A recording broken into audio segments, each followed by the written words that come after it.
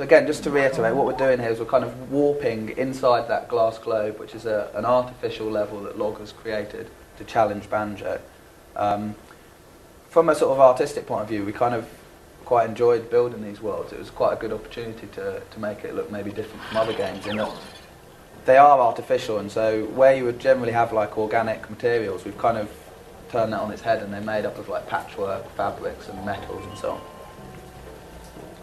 So what I'm just going to quickly do here is that once you're inside a game world, you can actually pick any vehicle out of your library in order just to get around. So because this is quite a big level, and I just want to show you the level off a little bit, so I'm just going to go into the vehicle database and load load a vehicle in. So this is actually one of the blueprints that Humber's given me. So you can build your own vehicles in any challenge, or you can actually use blueprints that are provided by the game, maybe for younger players or people that aren't so interested in building their own thing. This is just a very simple vehicle. It's just going to allow me to get around the level. What we found in testing the editing of these vehicles is that we've seen that ultimately all people end up building, and it's the variation is at the stage that they do it at. The first stage is that you can just simply use the vehicles that you've been given, as Neil's doing here. The full stage is you can build things, absolutely anything from scratch, and that gives the people an enormous amount of possibilities. You can see then online how other people have approached the same task on the leaderboards by using a completely different way.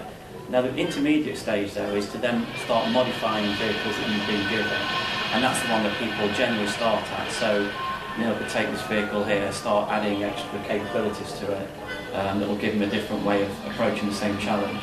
And that's what we found provides the longevity of the game, in that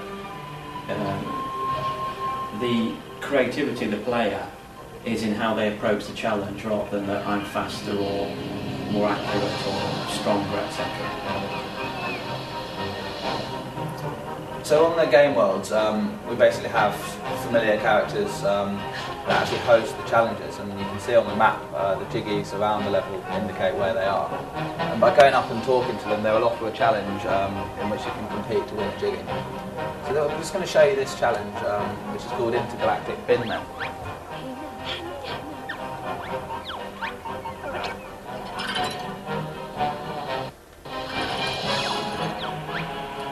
Basically, the challenge is quite simple. There's some space junk that's been left on the level, and Humber's asking us to kind of get rid of it for her because it's polluting the level.